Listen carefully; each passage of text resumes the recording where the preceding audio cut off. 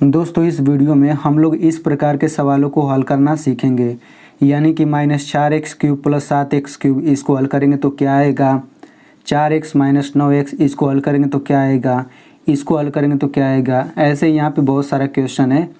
तो मैं यहाँ पे आपको बता दूँ कि आपको इस तरह से डायरेक्ट क्वेश्चन नहीं पूछेगा। जब आप कई प्रकार के सवालों को हल करते हैं तो उसमें बीच में इनका कहीं ना कहीं यूज किया जाता है। जैसे अगर आप बहुपद का भाग करना चाहते हैं तो उसमें इसका बहुत ज़्यादा यूज किया जाता है, और अगर आप x का मान निकालना चाहते हैं तो उसमें भी इसका बहुत ज़्यादा यूज किया जाता है। तो यहाँ पे तो मैंने केवल 2 ही जगह आपको बताया, लेकिन गणित में इनका यूज बहुत ज़्यादा जगह किया जाता है, ठीक है ना। तो आपको बस इसका रूल अच्छे से समझ लेना है, क्योंकि इसका यूज बहुत ज़्यादा जगह किया जाता है। अगर आपको गणित कठिन विषय लगता है तो आप इतना समझ लीजिए कि आपको यही रूल नहीं पता, इसलिए आपको कठिन लगता है, ठीक है ना। तो आप लोग इसे ज़रूर से समझिएगा। अगर इतना समझाने के बाद भी आप लोग वीडियो को पूरा नहीं देखना चाहते हैं तो आप अपना ही नुकसान करेंगे। तो चलिए वीडियो शुरू करते हैं। तो देखिए, हमें इसे समझने के लिए सबसे पहले हमें कुछ और चीज़ें समझना होगा। यहाँ पे आप लोग देख लीजिए, आपको ये संख्या वाला नियम समझ में आना चाहिए, इसको हल करना आना चाहिए। तो जिसको आता है उसके लिए अच्छी बात है, जिनको नहीं आता है उनके लिए मैं यहाँ पे थोड़ा सा बता देता हूँ। तो देखिए, प्लस माइनस रहता है तो हम संख्याओं को घटाते हैं, माइनस प्लस रहेगा तो घटाते हैं, और माइनस माइनस रहेगा तो संख्याओं को जोड़ते हैं, और प्लस प्लस रहेगा तो संख्याओं को जोड़ते हैं। यानी कि जब दोनों एक ही चिन्ह रहेगा तो जोड़ा जाता है। देखिए, दोनों माइनस माइनस है तो जोड़ेंगे, दोनों प्लस प्लस है तो जोड़ेंगे, और जब दोनों अलग अलग हो जाए तो घटाते हैं, ठीक है। और बड़ी संख्या के पहले का चिन्ह लगाते हैं। अब यहाँ पे हम लोग एग्जाम्पल समझते हैं। जैसे हम लोग इस क्वेश्चन को समझ लेते हैं। तो देखिए, यहाँ पे -8 + 2 है, इसको हल करेंगे तो क्या आएगा। तो हमें चिन्हों को देख करके पता लगा लेना है कि हमें संख्याओं को जोड़ना है कि घटाना है। तो देखिए, माइनस है और प्लस है, तो माइनस प्लस देख कर हमें क्या पता चला कि हम लोग संख्याओं को घटाएंगे। तो घटा लीजिए। तो घटाने के लिए बड़ी संख्या में से छोटी संख्या घटाना आसान होता है। तो 8 में से 2 घटेगा, 6 आ गया। अब इसके पहले कौन सा चिन्ह लगाएंगे, इन दोनों में जो बड़ा रहेगा। तो 8 बड़ा है तो 8 के पहले माइनस है तो माइनस लगा दीजिए, यानी इसको हल करेंगे तो -6 आंसर आ जाएगा। उसी तरह से इसको हल करते हैं तो माइनस प्लस रहेगा तो क्या करेंगे, घटाते हैं। तो घटा लीजिए। तो 7 बड़ा है ना, तो 7 में से 4 घटेगा, ये आ जाएगा 3। और 7 बड़ा है तो 7 के पहले प्लस है तो हम प्लस का चिन्ह लगा देंगे, ठीक है। अब इसको हल करते हैं तो माइनस माइनस है तो माइनस माइनस का चिन्ह रहेगा तो जोड़ते हैं। तो जोड़ लीजिए। तो 3 7 10 हो गया। अब बड़ी संख्या के पहले वाला चिन्ह लगाएंगे। तो 7 बड़ा है ना, तो 7 के पहले माइनस है तो माइनस का चिन्ह लगा देंगे। अब इसको हल करते हैं। तो देखिए, माइनस माइनस का चिन्ह है तो क्या करेंगे, जोड़ेंगे। तो 4 4 8 हो गया।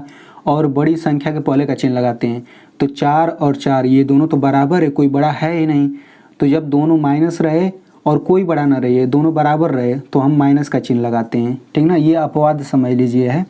यहाँ पे 6 6 12 हो जाएगा, और दोनों बराबर है तो माइनस का चिन्ह लगा देंगे, ठीक है।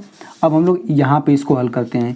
तो यहाँ पे तो चूँकि 2 चिन्ह था, लेकिन इसमें एक ही चिन्ह है, तो इसमें भी 2 ही चिन्ह है। अब मैं यहाँ पे रूल बता देता हूँ। तो देखिए, अगर किसी भी संख्या के पहले कोई भी चिन्ह अगर ना हो तो उसके पहले प्लस का चिन्ह छुपा रहता है। एग्जाम्पल के लिए, जैसे मान लीजिए यहाँ पे ये 5 लिखा है, तो 5 लिखा है तो इसको हम +5 लिख सकते हैं, मतलब 5 कहें या फिर +5 कहें, दोनों बराबर है। अगर 6 लिखा है तो हम +6 लिख सकते हैं, क्योंकि प्लस का चिन्ह छुपा रहता है, ठीक है ना।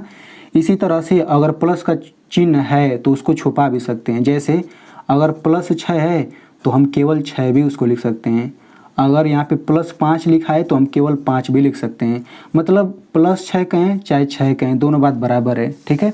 तो हमें इसको हल करना है तो क्या करेंगे, इसके पहले कुछ नहीं है तो हम प्लस का चिन्ह लगा लेंगे। अब देखिए, प्लस माइनस हो गया, तो प्लस माइनस रहेगा तो क्या करते हैं, घटाते हैं। तो घटा लीजिए। तो 10 में से 4 घटेगा, 6 आ गया, और 10 बड़ा है तो हम प्लस का चिन्ह लगा देंगे।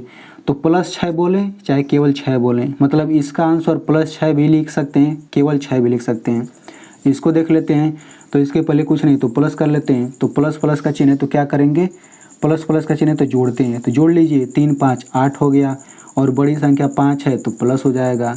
तो हम +8 बोलें या फिर केवल 8 बोले, दोनों आंसर सही है। अब यहाँ पे देखिए, यहाँ पे प्लस कर लेते हैं। तो प्लस माइनस रहेगा तो घटाएंगे। तो 6 में से 4 घटा, 2 आ गया, और 6 बड़ा है तो माइनस का चिन्ह है तो माइनस लगा देंगे, यानी -2 हो गया, ठीक है ना। लेकिन आप लोग ये भी याद रखिएगा कि जैसे -3 है ना, तो इसको केवल हम 3 नहीं लिख सकते हैं, ये दोनों बराबर नहीं है। केवल प्लस वाले के लिए ये सत्य है कि +6 को 6 लिख सकते हैं, +5 को 5 लिख सकते हैं, ठीक है ना। तो चलिए अब हम लोग x वाले सवालों को हल करना सीखते हैं। तो देखिए यहाँ पे -8 है और ये +2 है, तो इसको हल करेंगे तो क्या आएगा। तो देखिए इसको हल करने पर -6 आता है, तो ये आ जाएगा -6, ठीक है ना। अब मैं इस सवाल को थोड़ा सा घुमाता हूँ, यानी कि अब मैं ये -8 लिखा और यहाँ पे ये मैं +2 लिखा। अब मैं इसके बाद x लगा दिया, इसके भी बाद x लगा दिया। अब मैं पूछूँ इसको हल करेंगे तो क्या आएगा। तो x लगाने के बाद इसको हल करेंगे तब भी -6 ही आएगा, लेकिन हमने x लगा दिया है तो यानी x भी आएगा, यानी कि इसको हल करेंगे तो -6x आ जाएगा, ठीक है ना। अब मैं -8 ले लेता हूँ, +2 ले लेता हूँ। अब मैं इसके बाद यहाँ पे y ले लेता हूँ और यहाँ पे y, तो इसको हल करेंगे तो क्या आएगा, ये आ जाएगा -6y, ठीक है। अब मैं -8 ले लिया और ये +2 ले लिया। अब मैं यहाँ पे x² ले लेता हूँ और यहाँ पर भी x² ले लेता हूँ, तो इसको हल करेंगे तो क्या आएगा, -6x² आ जाएगा, ठीक है ना। अब यहाँ पे -8 ले लेता हूँ, +2 ले लेता हूँ। अब मैं यहाँ पे x ले लिया, यहाँ पे y ले लिया। तो अब देखिए अब इसको हल करेंगे तो क्या आएगा। तो यहाँ पे समझ लीजिए, यहाँ पे x है, यहाँ पे y है, दोनों अलग अलग हो गया ना, तो इसको ये हल होगा ही नहीं। मतलब हल नहीं होगा, मतलब ये जैसा है बिल्कुल वैसा ही हम लोग इसको उतार लेंगे, मतलब पूरा का पूरा हम लोग उतार लेंगे, ये हल नहीं होगा ना। लेकिन देखिए यहाँ पे x² मैंने लगाया था और यहाँ पर भी वही लगाया था x², तो ये हल हो गया था। देखिए -6x² आ गया था, ठीक है। लेकिन जब दोनों अलग अलग हो गया तो यहाँ पे आप देख सकते हैं कि ये पूरा का पूरा उतना ही हम लोग उतार देंगे। तो देखिए ये तो हो गया बेसिक, लेकिन अगर मैं इसी को ले लेता हूँ, यहाँ पे देखिए मैं इसी को ले लेता हूँ, -8x और +2x, इसको हल, ये कैसे मैंने हल किया। तो देखिए हम लोग क्या देखेंगे, हम लोग देखेंगे कि संख्या के बाद क्या है। तो यहाँ पे संख्या के बाद x है, यहाँ पर संख्या के बाद x है, मतलब कि इसको हल करेंगे तो यहाँ पे जो आंसर आएगा उसमें x ज़रूर रहेगा। तो x आप पहले लिख लीजिए और इनके पहले संख्याओं को ले लीजिए। यहाँ पे ये -8 है, यहाँ पर ये +2 है, तो इसको हल करेंगे तो क्या आएगा, -6 आएगा। तो -6 इसके पहले लिख लीजिए। तो आप देख सकते हैं -6x आया था, -6x आ गया। अब इसी का यूज करके हम लोग इन सभी सवालों को हल करते हैं, ठीक है ना। देखिए ये सब सवाल अलग नहीं है, इसमें वही संख्या वाला रूल लगा है। तो इसको कैसे हल करेंगे, तो देखिए यहाँ पे संख्या के बाद x³ है, यहाँ पे संख्या के बाद x³ है, तो दोनों सेम चीज़ है ना, यानी कि इसके आंसर में x³ आएगा। अब यहाँ पे देखिए ये -4 है और ये कितना है, +7 है। तो अब इसको हल करेंगे तो क्या आएगा, इसको हल करेंगे तो +3 आएगा। जो संख्या वाला रूल बताया था वही रूल लगाना है, तो आप यहाँ +3 लिख लीजिए। अब देखिए +3 है तो हम केवल 3 भी तो लिख सकते हैं, मैंने बता दिया था आपको। तो ये इतना आंसर आ जाएगा, मतलब इसका आंसर ये भी हो सकता है, ये भी हो सकता है। अब इसको हल करते हैं। तो सबसे पहले देखिए यहाँ पे 4 है, तो 4 के पहले कुछ नहीं है तो हम प्लस का चिन्ह लगा सकते हैं। अब देखिए संख्या के बाद x है, संख्या के बाद x है, यानी कि आंसर जो आएगा उसमें x रहेगा। अब यहाँ पे देखिए +4 है और यहाँ पे देखिए -9 है, तो जब आप इसको हल करेंगे तो क्या आएगा, इसको हल करेंगे तो -5 आएगा। तो -5 इसके पहले लिख लीजिए, यानी कि इसका आंसर क्या आ जाएगा, -5x आ जाएगा। उसी तरह से इसको हल करते हैं। तो यहाँ पे देखिए संख्या के बाद x है, संख्या के बाद x है, तो x लिख लीजिए और -3 -7 कितना आ जाएगा, -10 आ जाएगा। अब इसको हल करने के लिए ना आपको एक रूल समझना पड़ेगा। रूल क्या है, देखिए अगर x लिखा है तो x को हम लिख सकते हैं 1x, अगर यहाँ पे y लिखा है तो हम 1y लिख सकते हैं, अगर यहाँ पे x² लिखा है तो हम यहाँ पे 1x² लिख सकते हैं, अगर x³ लिखा है तो हम 1x³ लिख सकते हैं, मतलब उसके पहले हम 1 लगा सकते हैं। समझ में आ गया ना। तो यहाँ पे देखिए x है तो इसको हम 1x लिख सकते हैं, ठीक है। अब इसके पहले कुछ नहीं है तो हम प्लस का चिन्ह भी लगा सकते हैं। अब देखिए यहाँ पे x आ गया, संख्या के बाद यहाँ पे संख्या के बाद x आ गया, यानी कि इसका आंसर जो आएगा उसमें x रहेगा। अब ये +1 है और -5, इसको हल करेंगे तो कितना आता है, -4 आता है। तो इसका आंसर कितना आ जाएगा, -4x। इसको देख लेते हैं, x है तो हम 1x कर सकते हैं। अब देखिए यहाँ पे x है संख्या के बाद, यहाँ पे संख्या के बाद x है, यानी कि x आएगा और -8 -1 ये आ जाएगा -9, तो ये आंसर हो गया। उसी तरह से इसको देख लेते हैं, तो यहाँ पे 1x³ कर सकते हैं। अब देखिए यहाँ पे संख्या के बाद x³ है, यहाँ पर संख्या के बाद x³ है, ठीक है ना।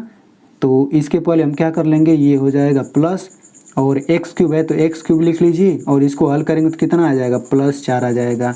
तो इसको हम लिख सकते हैं 4x³, ये भी लिख सकते हैं, ये भी लिख सकते हैं। उसी तरह से इसको हल करिए तो इसके पहले हम 1 लगा देते हैं, ठीक है। तो इसको जब आप हल करेंगे तो इसके पहले हम प्लस लगा लेते हैं। अब यहाँ पे x² आ गया, यहाँ पे x² आ गया, तो x² लिख लीजिए और प्लस 1 माइनस 4, ये कितना आ जाएगा, -3 आ जाएगा, ठीक है। अब हम लोग इसको थोड़ा हल करते हैं तो देखिए ये जो लिखा है ना, ये ऐसे के ऐसा ही हम लोग यहाँ पे लिख देंगे 6 - 2x। अब ऐसा क्यों हम लोग लिखेंगे, क्योंकि देखिए यहाँ पर संख्या के बाद x है, लेकिन यहाँ पे संख्या के बाद कुछ नहीं है, खाली है, तो दोनों सेम तो हुआ नहीं, ठीक है ना। तो ये हल नहीं होगा क्योंकि दोनों अलग अलग हो गया। उसी तरह से यहाँ पे देखिए संख्या के बाद x है, यहाँ पर संख्या के बाद x² है, तो दोनों अलग अलग हो गया, तो ये पूरा का पूरा हम लोग वैसे ही उतार लेंगे, ठीक है ना। उसी तरह से यहाँ पे देखिए संख्या के बाद x है, संख्या के बाद y है, दोनों अलग अलग है, तो ये पूरा का पूरा हम लोग वैसे ही उतार लेंगे। तो आई होप आपको समझ आ गया होगा। अब हम लोग यहाँ पे एक रूल और समझ लेते हैं। देखिए ये सबसे महत्वपूर्ण है। देखिए जैसे मान लीजिए यहाँ पे 3x है और यहाँ पर भी 3x है, मैं इसके बीच में माइनस लगा दिया, तो इसको हल करेंगे तो क्या आएगा, ये आ जाएगा 0, ठीक है। अब मैं यहाँ पे 3x ले लिया, फिर से 3x ले लिया, अब मैं यहाँ पे माइनस लगाता हूँ, यहाँ पे प्लस लगाता हूँ, तो इसको हल करेंगे तो क्या आएगा, 0 आ जाएगा। चलिए एक और एग्जांपल ले लेता हूँ। यहाँ पे मैं x ले लिया, यहाँ पे x, बीच में माइनस लगा दिया, तो इसको हल करेंगे तो क्या आएगा, 0 आएगा। अब मैं यहाँ पे x ले लिया, यहाँ पे x ले लिया, यहाँ पे माइनस और यहाँ पे प्लस ले लिया, तो हल करेंगे तो क्या आएगा, 0 आएगा। यानी कि यहाँ से आप एक महत्वपूर्ण नियम समझ सकते हैं कि अगर दो सेम चीज़ रहें, जैसे यहाँ पे ये 3x है, यहाँ पे 3x है, अगर दो सेम चीज़ रहें, दोनों के बीच में माइनस लगा दिया जाए तो 0 आता है, या फिर दोनों सेम चीज़ ले लिया जाए और एक के पहले माइनस लगा दिया जाए और दूसरे के पहले प्लस लगा दिया तभी 0 आता है, देख सकते हैं, ठीक है। तो इसके पहले कुछ नहीं है तो हम प्लस कर सकते हैं, यहाँ पे देख लीजिए। तो यहाँ से बस आप इतना समझ लीजिए कि जब भी दो सेम चीज़ रहे और एक के पहले प्लस रहे, दूसरे के पहले माइनस रहे, तब 0 आता है, और जब भी दोनों सेम चीज़ रहे और एक के पहले माइनस रहे, दूसरे के पहले प्लस रहे, तब भी 0 आता है, ठीक है ना। मतलब चिन्ह अलग अलग रहे दोनों सेम चीज़ के पहले, तो 0 आएगा ही आएगा। जैसे यहाँ पे देख सकते हैं, यहाँ पे 3x है, यहाँ पर भी 3x है, इसके पहले प्लस, इसके पहले माइनस, तो 0 आएगा। यहाँ पर 3x है, यहाँ पे 3x है, इसके पहले माइनस, इसके पहले प्लस, दोनों अलग अलग चिन्ह है, तो 0 आएगा। उसी तरह से ये भी कह सकते हैं, यहाँ पे प्लस बोल सकते हैं ना, ठीक है। तो आई होप आपको ये भी रूल समझ आ गया होगा। तो अगर आपको अच्छे से समझ आ गया है तो आप लोग इस वीडियो को मेरी मेहनत के लिए एक लाइक कर दीजिए और इस वीडियो को अपने दोस्तों के साथ ज़रूर शेयर करिएगा, क्योंकि आपको समझ आ गया है तो उन्हें भी समझ आ जाएगा।